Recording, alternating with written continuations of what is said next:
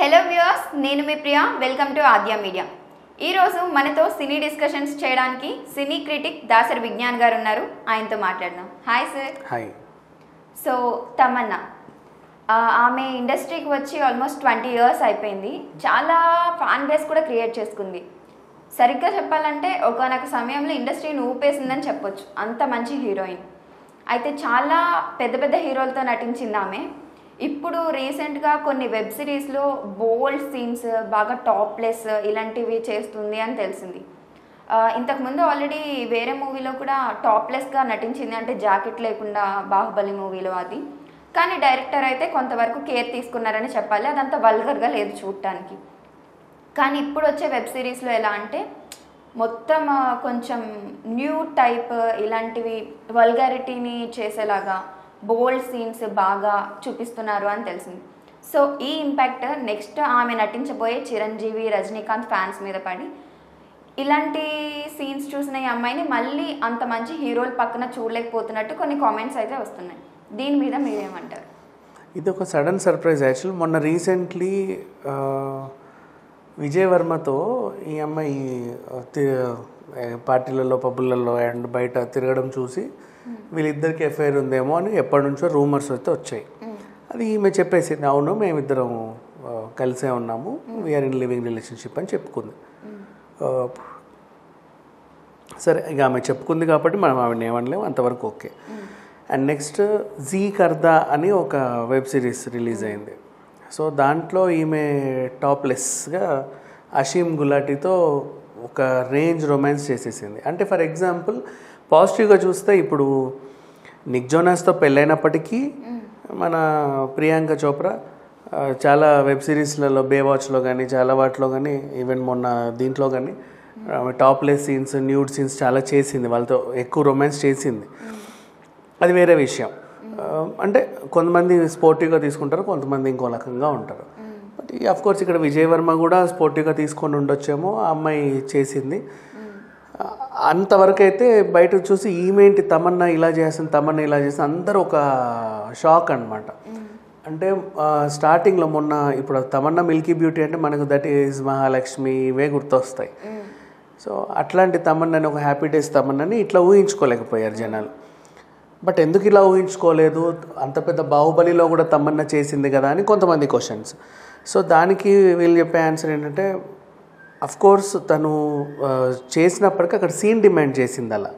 అంటే వాళ్ళిద్దరి మధ్య ఒక రొమాన్స్ సీన్ పెట్టాలని డైరెక్టర్ అనుకొని అక్కడ ఒక సిచ్యువేషన్ డిమాండ్ చేసేసరికి ఆమె అలా చేయాల్సి ఉంది. ఆ బాండోని తీసేసింది. అయినప్పటికీ వెనుక నుంచే చూపించారు కాబట్టి డైరెక్టర్ డూపుని పెట్టవచ్చు, లేదా తమన్నానే పెట్టవచ్చు, ఆమె ఇష్టపడి చేయొచ్చు. అఫ్కోర్స్ అది ప్రొఫెషనల్ వర్క్ అయిపోయింది. అక్కడ రాజమౌళి గారు ఉన్నారు, ప్రొఫెషనల్ యాక్టర్ ప్రభాస్ ఉన్నాడు, అట్లా ఆ రకంగా వెళ్ళిపోయింది. దాన్ని కూడా ఎవ్వరు ఇప్పటివరకు అంత అసహ్యంగా చూడలేదు, ఏమనలేదు కూడా. పైగా పార్ట్ 2లో ప్రమోషన్స్కి రాలేదని ఈమెనే తిట్టారు, బట్ ఎవరేమనలా. ఆ వ్యవహారం అలా సాగిపోయింది. ఇప్పుడు నెక్స్ట్ చూస్తే సడన్గా మొన్న తర్వాత మాస్టర్ షెఫ్లో వచ్చింది ఈ అమ్మాయి. మాస్టర్ షెఫ్కి వచ్చినప్పుడు అందరూ అదేంటి తమన్నా ఇక పని అయిపోయింది, లాస్ట్ టీవీ షోస్ చేసుకుంటుంది అన్నారు. ఆ టీవీ షోస్లో ఆమెను తప్పించేసి మళ్ళీ అనసూయని పెట్టారు. అప్పుడు ఏమన్నారు, చాలా ఈమెకు పొగరంట అందరితోని. అట్లాగే అప్పట్లో రాజమౌళి గారినే తిట్టినట్టుంది, అందుకే ఆయన దూరం పెట్టారు. అందరూ సినిమాల్లోంచి తీసేస్తున్నారు, ఈమెకు బాగా పొగరంట అని ఒక ఇది ఎక్కువ వైరల్ అయిపోయింది. ప్రమోషన్స్కి రావట్లేదు, ఏమీ చేయట్లేదు అని చెప్పేసి అప్పటి నుంచి ఆమె మీద ఒక నెగిటివ్ ముద్ర అయితే ఉంది. నెక్స్ట్ ఇప్పుడు సడన్గా మొన్న బోలా శంకర్ది వచ్చినప్పుడు కూడా మధ్యలో తమన్నా వెళ్ళిపోయింది ఈ సినిమా నుంచి, తమన్నా వెళ్ళిపోయింది ఈ సినిమా నుంచి అని ఎక్కువ పుకార్లు వచ్చాయి. తర్వాత వాళ్ళు ఉగాది రోజు ఒక పోస్టర్ రిలీజ్ చేసి చిరంజీవి గారు, కీర్తి సురేష్, తమన్నాని పెట్టేసి ఒక పోస్టర్ రిలీజ్ చేశారు. అప్పుడు అందరికి క్లారిటీ ఉంది, లేదు తమన్నా ఉంది అని. ఆ తర్వాత వెంటనే రజనీకాంత్ జైలర్ సినిమాలో కూడా చేస్తుంది అని చెప్పారు. ఓహో, తమన్నా ఈజ్ బ్యాక్, మళ్ళీ ఒక మెగాస్టార్ సినిమా చేస్తుంది, తర్వాత మళ్ళీ రజనీకాంత్ సినిమా చేస్తుంది, సో ఈమె ఎక్కడికో వెళ్ళిపోతుంది అని అనుకునే టైంలో సడన్ సర్ప్రైజ్ లాగా ఈ జీ కర్దా వచ్చింది. ఇందులో తమన్నా ఉంది. ఇంతకుముందు కూడా తమన్నా నవంబర్ ఇట్లాంటివి చేసింది కాబట్టి, పెట్రోమాక్స్ ఇవన్నీ చేసింది కాబట్టి పర్లేదులే, ఏదో రకంగా ఓటీటీ ప్లాట్ఫామ్లో నిలదొక్కుంటుంది అనుకున్నారు. సడన్గా టాప్లెస్ ఆ రొమాన్స్ సీన్ అవన్నీ చూసేసరికి అందరికీ డైజెస్ట్ అవ్వాల. అరే ఏంటి తమని ఇలా చేసింది అనుకున్నారు. పోనీలే ఇదేమన్నా ఉండేమో, అందులో సీన్ డిమాండ్ చేసిందేమో, లేదా ఎప్పుడో షూట్ చేసి ఇప్పుడు రిలీజ్ అయిందేమో అన్నట్టుగా వాళ్ళు కూడా వ్యవహారాన్ని ఎక్కువ తీసుకోవాలి, ఆ వాతావరణం అలాగే ఎంజాయ్ చేశారు.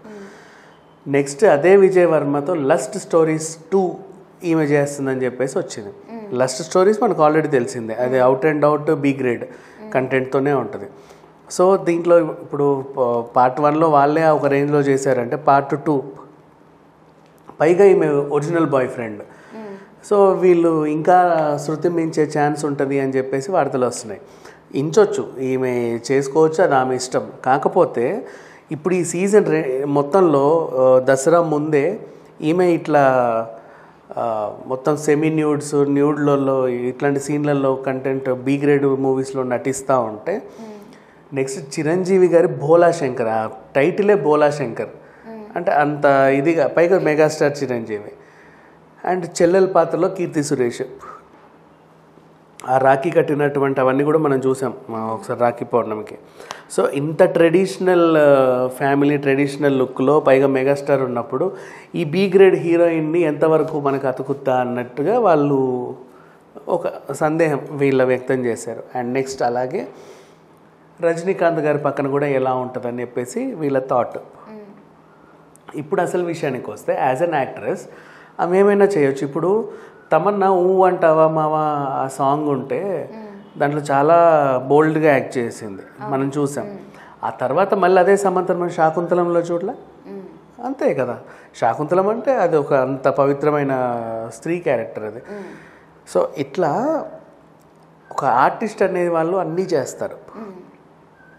ఒక బోల్డ్ కంటెంట్ చేసినంత మాత్రాన, లేకపోతే ఇంకేదన్నా లైక్ డీ గ్లామర్ రోల్ చేసినంత మాత్రాన వాళ్ళని మనం ఇంకోలా చూడాల్సిన అవసరం లేదు. తమన్నా ఇప్పుడు పరిపూర్ణ నటిలాగే చేసిందే తప్ప అక్కడ సీన్ ఇంకా నీకు చెప్పానంటే కియారా అద్వానీ మనకు భరత్ అనే నేనులో సీఎం భార్యలాగా మనం ఒకలాగా లవర్ లాగా చూసాం. అంతకుముందే ఆమె ఇట్లాగే ఒక ఓటీటీ ప్లాట్ఫామ్లో ఒక రకంగా నటించింది.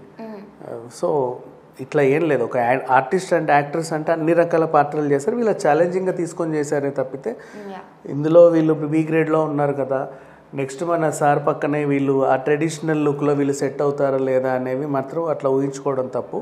ఈవిడ అంటే ఈమెకి ఏం పొగరు లేకుండా ఉంటే పర్వాలేదు అంతవరకు, బట్ ఈమె అది చేయడంలో మాత్రం నాకేం తప్పు అనిపించలేదు. ఒక కంప్లీట్ హీరోయిన్ అంటే క్యారెక్టర్ డిమాండ్ చేసినప్పుడు ఏమైనా చేయాల్సి ఉంటుంది. క్యారెక్టర్ డిమాండ్ చేస్తే అదే పనిగా ఊరికే మీద పడి కింద పడి చేయకూడదు. నిజంగా వాళ్ళకి ఏదో అవసరం అనిపించింది ఆమె అలా యాక్ట్ చేసింది, అంతే. Thank you so much sir. Thank you.